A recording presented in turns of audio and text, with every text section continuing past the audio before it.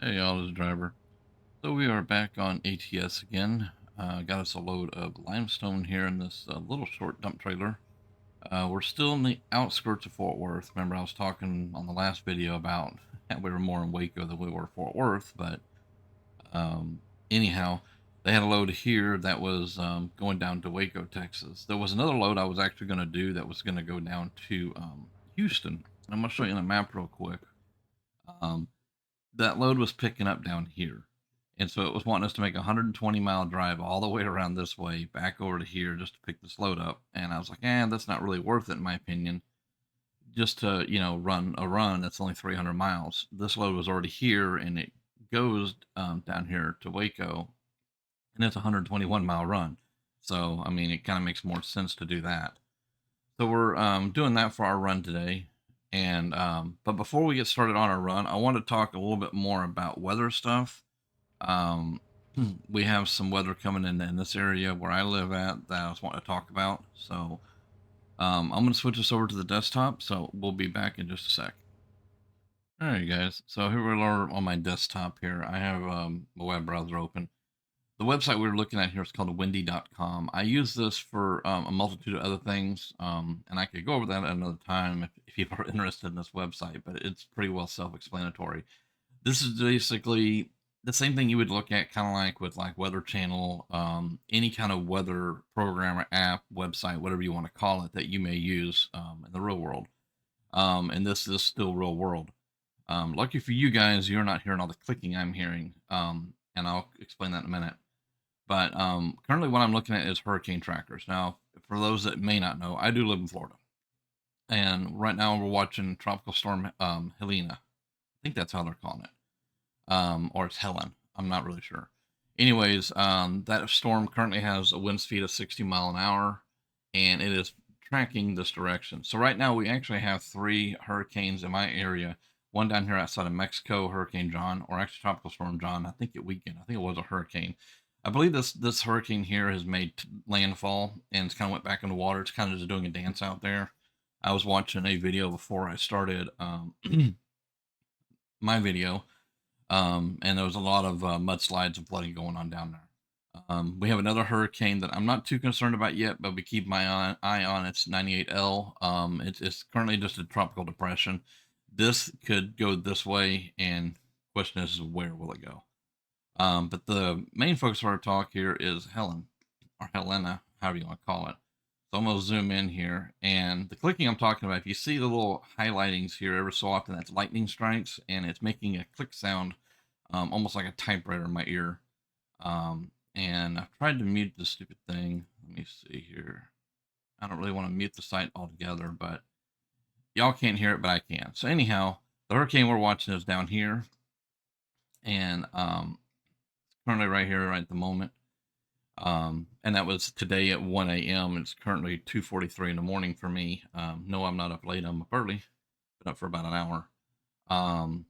So it's projecting. It's going up, as you see here. This here, it shows it's going to be a category 1 by 7 o'clock in the morning today. Have 75-mile-an-hour winds.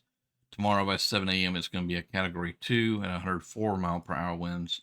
And then tomorrow, it's going to be at 121 at a category 3 by 7 p.m. tomorrow night. And so my guess is it's going to make landfall approximately here, I would say between 8 and 10 o'clock at night. That'll be, I'm not sure which time zone that is going to be under, because technically about right here is where the time zone split changes from East Coast time to Central. I'm over here where this little dot is, where it says Crestview. So I'm in between Pensacola and Panama City, almost about split in the middle. So currently, looking at this right now, I'm pretty safe.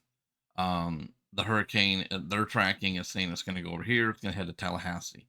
Now, hurricanes, if you see how these rain bands are, the majority of that rain is going to go right up the coast here, the western side there of the lower peninsula. So they're going to get a crap ton of rain. They're probably going to lose power. Another video I was watching earlier was talking about through this area right here, that they're already planning on probably just cutting the power off, and that way there's less damage when they lose their power. It's hard to say. So on this side of the storm, as you can see, is just going to be rain bands. So that's kind of what I'm looking at getting over here. That's as long as it stays on this track. And if it stays on this track, I'm going to get rain, and I've got a small chance of losing power. The reason I'm bringing a lot of this up is that there's a good chance that I could lose power for more than one day, and not be able to get on here and post any videos for you guys. I'll do what I can to keep you guys posted on Discord the best I can. As far as I know, everything's just going this direction, but it is going to be a category 3. Um, from the talks, pretty much anything inside this cone, they are suggesting that you evacuate um, toward the outer edges of this cone. It's kind of a question mark whether you should or shouldn't, and it kind of just comes down to the person, I think. So it's not mandatory on that side. But I wanted to talk about the hurricane a little bit, and that's kind of what we're going to be talking about in our drive. Is we're going to elaborate a little bit more on the severe weather that Aiden was talking about, and what you do during situations like this. Now, one thing I'm also going to look at is it's going to the storm is going to continue to go up. It's going to weaken significantly, and it's eventually going to end up over in southern Illinois, Kentucky, Tennessee, all that. It's going to end up out here. I mean, that's what they're projecting. That's the fun part. Um, so yeah, that's kind of what we're just going to discuss. But I wanted to kind of show you guys on the map what I'm looking at, what I'm dealing with, and the possibility that I may disappear for a couple of days because I won't have internet.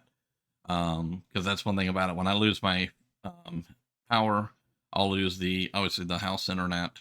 I don't get very good signal here. Depending upon the severity of the winds here, it couldn't do some damages to the cell phone tower, so I may lose my cell phone too.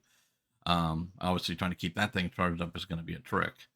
But so anyhow, guys, I know I blabbered a lot about this, but we're going to go ahead and switch back over the games. I'll see you there in a sec. Okay, guys, so we're back in the game. Apologize if that was boring or not interesting to see with the weather that's going on here, but kind of wanted to let you guys see what I see and all that fun stuff. So let's work on getting out of this place. If you remember when we came in here last time, they brought us in the wrong direction. The GPS did. So we're gonna just leave the opposite way too. We'll just get out of here and go get on the highway. Get back to the money making. This will be kind of a shorter video with me doing the little explanation about weather. Then kind of extends it just a little bit there. Yeah, we could have came in this road with that last load we had. So, but anyhow, on the subject of weather, I know that AK, also known as Aiden, he had asked me about my thoughts when it came to weather and how us truckers deal with it. This is another one of those weather events that the good thing with this weather event, and I know it's bad at the same time, but the good thing about it is that it's trackable. A lot of people think that I'm nuts because I live in Florida. I live in the area where hurricanes are going to be. They do a lot of disaster when they hit. And this is what I tell everybody. I trust a hurricane more than I do a tornado because a tornado just shows up. It just does. What's this guy doing over here? Parked on the floor? Okay. So a tornado, you just never know with a tornado. When you have severe weather, tornadoes can just sporadically show up. And when it's 2 a.m., you don't know it hit until you either hear it, which is possible, or it hits you. You just don't ever know. Hurricanes, as you can see, I've been watching that storm for the past couple of days. Ever since it was a very low tropical depression, it really wasn't much of anything to talk about yet. And so I've already known about it.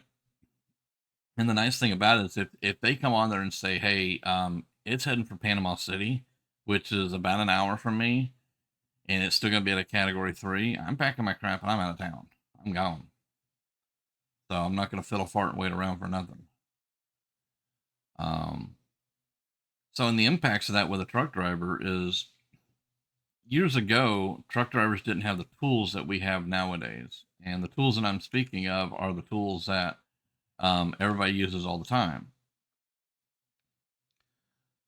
we have ways to look at weather and keep up with news and things like that. Oh, this guy's gonna go the same way. All right, cool. Um, so the good thing is that, for example, I'm out here in Texas right now, and in game, and I know Florida's not in game, but if it was, and it was real life, more or less, being that I'm in Texas, I would not want to take a load to Florida right now.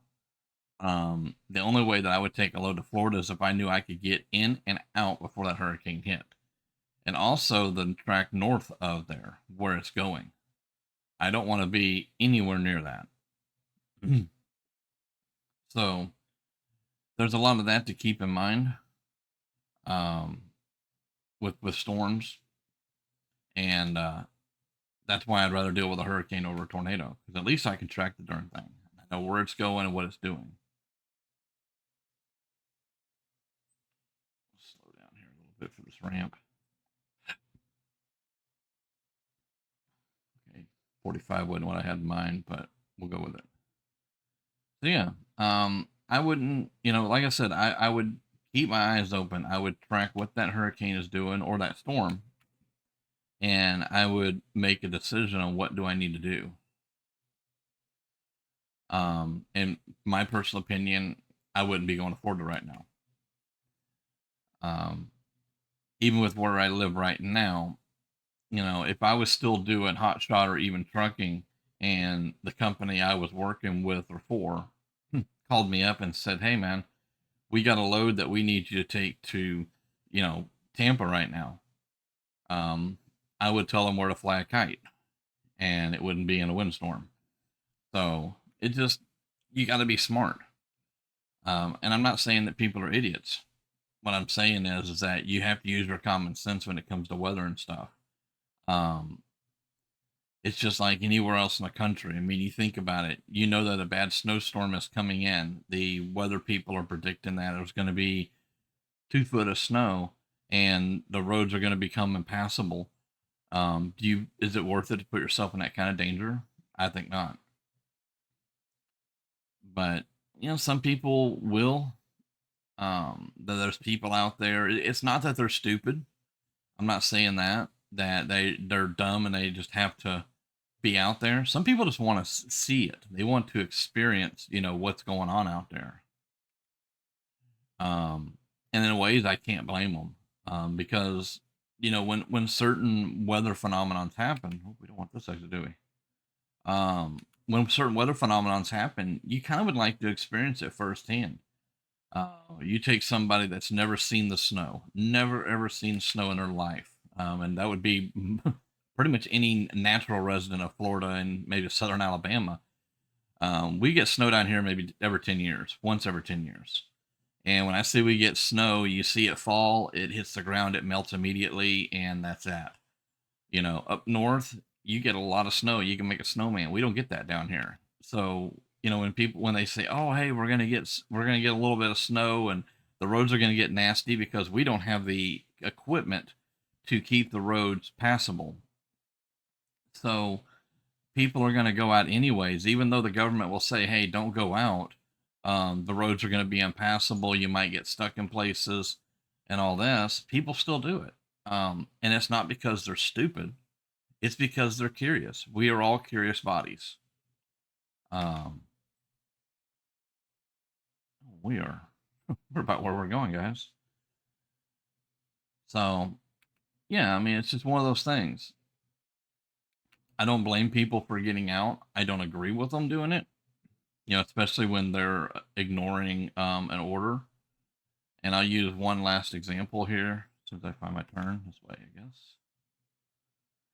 Um, when I was living up north in Indiana, there was one winter we had a really bad snowstorm come in. We got the snowstorms we got were lake effect snow a lot, and it was, for more or less, it was bad at times. It was real heavy snowfall. We'd get, a lot of snow in a short amount of time, and I don't remember all the numbers.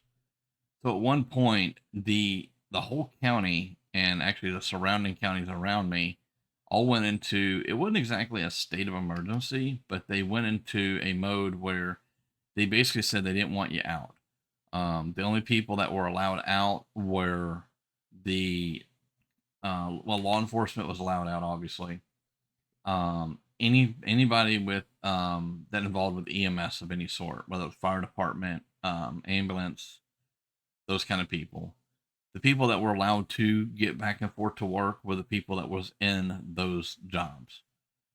They had to carry a letter with them stating that they would, you know what, let's do that. We're going to actually park this thing right for once. So they had to carry a letter stating that they did work for so and so hospital, for example, and that were going to be, they had to go to work. Any other job that didn't require medical, they basically told them they couldn't go to work. And if that company made them go to work, that company could receive a lot of fines. This is hold on, guys. Let me look at this real quick. That looks like a hill. Of all the dumbest places in town, they want me to go back there. So I don't blame people. Like I said, in that situation that happened there in Indiana, they were giving out tickets for normal people that were out driving their cars, and they said you could be out walking. They didn't care if you walked. So if you needed to walk to the gas station to go get a jug of milk or something for your kid, that was allowed, but you could not be driving on the street. And they didn't really want you out walking anyways because it wasn't safe. But yeah, the tickets were, I think they started at either 500 or 700 US dollars for not listening, more or less. And if you were a commercial truck and you were caught out driving, it was double.